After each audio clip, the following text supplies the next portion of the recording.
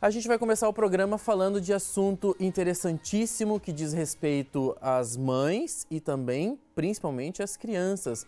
A Sabrina me faz companhia aqui no programa para a gente falar sobre crianças, sobre alimentação. Tudo bem contigo? Tudo jóia, Thiago. Seja bem-vindo ao nosso programa. Obrigada, um prazer estar aqui com você. O prazer é todo nosso. Você é prof aqui da FAG também, né, sim, Sabrina? Sim. Que legal.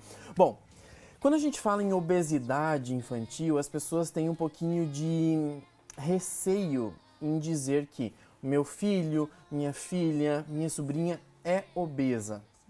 Porque tem aquela sensação de que criança é tão bonitinha, quando é fofinha. Obesidade na criança é algo comum e não deveria ser? Hoje sim, Thiago. Hoje nós estamos enfrentando uma pandemia, né? De obesidade, inclusive. Hoje o Ministério da Saúde já conceituou diferente, como nós tínhamos há 10 anos atrás, né? Hoje a obesidade é um processo inflamatório. Então, e hoje cada vez mais nas crianças. Por quê, né? Por que de tudo isso? As crianças hoje, elas não brincam como elas brincavam antigamente, né? Não tem toda essa agitação, né, de esse se gasto movimentar. Calórico, né? Isso aí, né? Hoje os pais não têm segurança da criança ir pra rua, para brincar como nós brincávamos antigamente, né? Era a Betsy que corria, era... Caçatura, né? Isso aí. Hoje não, hoje a tecnologia prevalece em muitas casas, né? E com isso vem trazendo várias doenças. Né? Entre elas, a obesidade que a gente destaca aí. A obesidade é considerada uma doença mesmo, né? É uma doença, e isso ela tem um CID, né? Como a gente classifica como doença, como patologia mesmo. Nossa, e é sério. Eu acho interessante a gente abordar sempre esse tema da atividade física. A gente falou de duas aí brincadeiras que a gente fazia, Bets, o caçador aqui na região de Cascavel, as pessoas chamam de outro nome, que agora até me fugiu da cabeça. Mas a movimentação acontecia, o esconde-esconde acontecia, o pega-pega era uma coisa normal. Então você via as crianças realmente correndo, se exercitando. Hoje, elas estão dentro de casa. Inclusive tem pessoas próximas a mim que falam assim, não, meu filho fica no quarto com o celular. Isso não é algo saudável, nem pensando na questão de saúde, nem mental, em nada, não é, Sabrina? Isso aí. E outra coisa também, né, Thiago? Hoje, o acesso ao fast food, o acesso a alimentos prontos é muito alto. Né? Hoje, nesse período que nós estamos vivenciando, né, os pais precisam trabalhar, né, deixam as crianças em casa e o mais rápido, o mais fácil, o mais acessível é muitas vezes o que prevalece na mesa, né, nessas refeições rápidas. E hoje, pensa comigo, o que faz com que um produto fique na gôndola do supermercado por mais tempo, que tenha textura, que tenha crocância, que tenha sabor? O conservante. Né? Fora a gordura, né? Que é um tipo de açúcar. Então, isso faz parte hoje da rotina, né? Então, são esses alimentos prontos, muitas vezes. E aí, eu vou te perguntar, eu tô vendo aí algumas imagens, inclusive, de doce, criança... A criança gosta de doce. É uma coisa que... Eu conheço pouquíssimas crianças que foram criadas, na verdade, que a mãe nunca apresentou um doce, um brigadeiro. Ah, meu filho não gosta de comer doce em festa. Gente, é um caso e o outro, e olha lá, né? Mas existe. Mas a maioria das crianças gosta de doce, come doce. E eu vou te perguntar já um mito, talvez um mito, uma verdade que você vai me contar. O doce, o açúcar, quando a criança come, ela fica mais agitada mesmo? Vou te falar uma coisa, se torna os giraias, entendeu? Lembra antigamente que a gente assistia, não vou falar da idade, né, Thiago? Isso mesmo. Mas sim, e a gente vê isso muito. Nós temos acompanhado alguns estágios em escolas e dependendo do lanche que é ofertado, os professores eles perdem o controle de turma em função do açúcar. Meu Deus. Por quê? Nós temos uma pesquisa que foi publicada recentemente, que foi trabalhado com ratos, onde foi dado o açúcar e a cocaína para o rato. O mesmo comportamento que o rato teve ao receber a cocaína foi o mesmo do açúcar.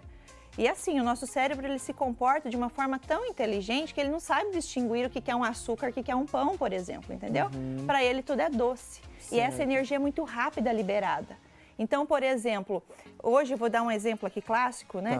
Tem pessoas que têm o diabetes baixo, né? Hipoglicemia. O que faz para que rápido, né? Ele corrija? Forneça o açúcar, forneça o doce, eu forneço aquele alimento, porque vai subir essa energia rápida. Sim. Então, e para a criança é muito mais sensível que o adulto, inclusive. Então, se você der o pão com, enfim, com uma geleia ou até mesmo um donuts, né, que foi apresentado aqui. O creme de avelã, que todo mundo gosta. Isso aí. E isso causa uma agitação não só no comportamento, é uma agitação no foco, é uma agitação para o sono. Então, aquelas crianças que têm dificuldade em pegar no sono, tá tudo influenciado. E uma das coisas... esses dias, até uma amiga minha, a Márcia, que está assistindo, eu acredito que esteja assistindo, deixou lá algumas balas e tudo mais com o filho. Quando ela foi ver, ele tinha comido, sei lá, umas 6, 7. E daí ela falou assim, meu Deus do céu, e agora que ele vai dormir nunca mais?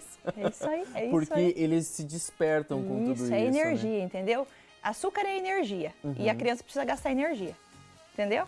Então, quanto mais nós oferecemos o açúcar, mais ela tem esse processo de estar em alerta, estar em agitação, porque ela tem aquela energia sobrando. E aí a gente entra nessa questão que nós estamos vivendo hoje, que é a pandemia do Covid-19, né? E eu acho que, independente da época que você esteja assistindo essa entrevista na internet, essa pandemia aconteceu e ela está acontecendo. Esse período as crianças estão em casa, elas estão sem muita atividade. Já estamos falando da atividade que as crianças modificaram, estão usando mais tablet, celular e tudo mais. Isso e nesse aí. período agora, elas estão nem podendo ir para a escola. Essa alimentação, essa pandemia, está realmente surtindo alguns efeitos com a criançada? Muito, muito, muito, muito. E assim, a criança hoje, ela sofre por um problema que o adulto sofre, que é a ansiedade. Então, antes ela se socializava, ela ia para a escola, ela brincava, ela conversava, ela tinha esse vínculo afetivo, né, com os amigos. E hoje não. E muitas vezes a criança, ela desconta da mesma forma que o adulto, que é no alimento. Né? Eu tô ali sem fazer nada, ou tô assistindo alguma coisa, eu preciso estar mastigando, eu preciso induzir ali que o meu corpo está em atividade. Certo. E o que nós temos visto muito hoje, Tiago, em consultório, é aquela criança que tem muita vontade do doce, entendeu? Então, aquela vontade, assim, voraz depois do almoço. É realmente suprindo uma necessidade de alguma coisa. O que acontece? Ou a vontade do doce são por vários aspectos. Ou pelo excesso do carboidrato. Tá. Então, essa criança consome muito carboidrato, ou por deficiência nutricional, pode ser uma falta de ferro, pode ser falta de cromo, que equilibra todo esse ciclo da glicose, do açúcar, né? Ou deficiência de algum outro micronutriente. Exemplo, aquela criança que é seletiva, mas é obesa, né? Que ela não sente o sabor, que ela gosta só aqueles alimentos que ela, né, que tem a preferência. Sim. Então, a gente tem que pensar, quem sabe, num zinco, num aporte nutricional diferenciado para essa criança, né? Nem sempre a criança obesa é a criança nutrida, né, Tiago?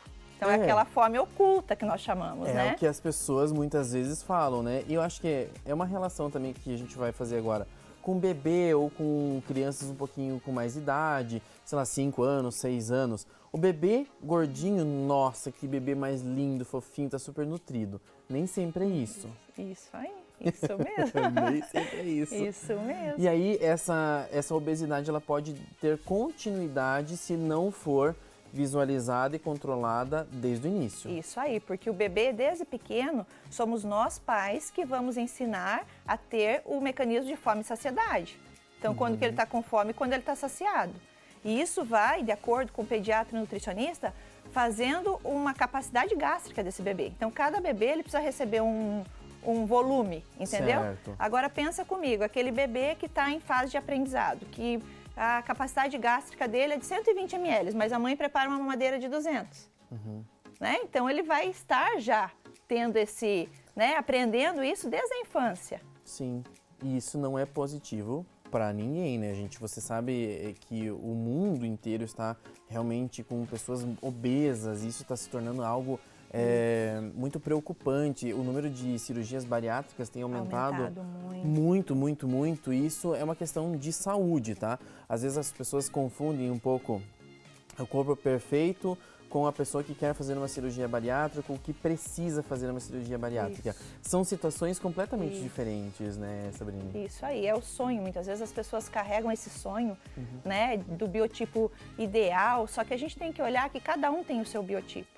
Sim. Né? Por exemplo, se a gente for fazer a avaliação de uma criança, que ela está um pouquinho acima da curva, mas aqueles pais tem um biotipo maior, né, estrutura óssea maior, nós temos que trabalhar individualmente. Cada indivíduo é um ser único, né? Sim. Então, sempre avaliando esses aspectos. E aí eu vou perguntar para você o seguinte, na verdade. Você acha que existe uma solução para essas crianças que estão em casa agora? Será que existe uma alimentação perfeita para elas? Sabrina, existe? Com certeza. Sempre tem, né, Thiago? O que é importante que a criança ela aprende no meio lúdico, né? Ela é a mesma coisa assim, ó, Thiago, você vai falar para ela, ó, Paulinho, não sobe lá. O que ele vai fazer? Ele vai subir. Ele vai subir porque desperta curiosidade, né? Então, nós temos que trazer ele. Então, por exemplo, eu duvido que você consegue fazer esse prato aqui para o almoço, entendeu? Então, nós temos que instigar, nós temos que colocar curiosidade. Então, exemplo, como que nós fazemos nesse período? Vamos preparar receitas mais saudáveis. Ele gosta muito, por exemplo, de brigadeiro, digamos. Tá. Por que nós não optamos em fazer um brigadeiro com banana, com cacau, que tem a mesma textura, sabe? E realmente é melhorar esse paladar, porque a criança ela tem um paladar viciado como nós adultos. Sim. Só que ela tem uma sensibilidade muito maior que nós. Então, a fase dela aprender é muito melhor que o adulto. Então, se nós colocarmos ela, né, na cozinha, porque isso desperta a criatividade, isso faz transformação, ela vai com você muito tranquila. Você tem que trazer a criança pro mundo que a gente gostaria que ela estivesse. Isso aí. Na verdade, fazer ela participar daquilo ali. Isso aí. Muitas crianças, elas não vão comer na primeira vez que você oferecer um brócolis. O que você tem que fazer? Você tem que criar relacionamento com o alimento com a criança. Sim. Exemplo, ela vai picar, ela vai colocar na panela, ela vai ajudar a preparar. Mas vai chegar uma hora que ela não vai comer. Sim. Mas isso é uma questão de tempo, ela criar afinidade, ela criar curiosidade. E aí vale muito a pena, Thiago, a questão das famílias, né? A criança vivencia e repete o que a família faz. É uma observação. A criança vai fazer aquilo que o pai está comendo, vai comer aquilo que o pai está comendo. Exatamente. E é uma coisa muito séria isso, na verdade, porque se os pais comem verduras, naturalmente essa criança já vai estar vendo sempre as verduras em cima da mesa. Isso aí. Se a criança não vê isso, Isso aí. vai despertar o que nela de vontade? Isso aí. E outro detalhe também, Thiago, a criança, ela se assusta quando, por exemplo, Thiago, de hoje para amanhã você vai comer um prato de salada no almoço, entendeu? Digamos, olha, filho, você vai ter que provar. Sim. É a mesma coisa, em muitos casos, que a criança, nós recebemos um prato de gafanhoto, entendeu? Aquilo é novo, aquilo é diferente, é Sim. receio, a gente tem medo de provar. Então tem que ser gradativo. Bom, aí a gente está vendo algumas imagens da criançada comendo salada. Seria tão ideal, na verdade, tão maravilhoso se a gente realmente tivesse essa disposição para as crianças comerem tudo isso. Mas, como a Sabrina falou, depende dos pais e pode parecer algo bem difícil para alguns, mas só pode partir de vocês, tá? Bom, a gente poderia ficar um tempão aqui conversando sobre alimentação, que tipo de alimentação, o ideal, mas está convidado para vir outras vezes aqui no programa, hein? Obrigada, Thiago. Obrigado e até uma próxima oportunidade. Até. Obrigada. Valeu.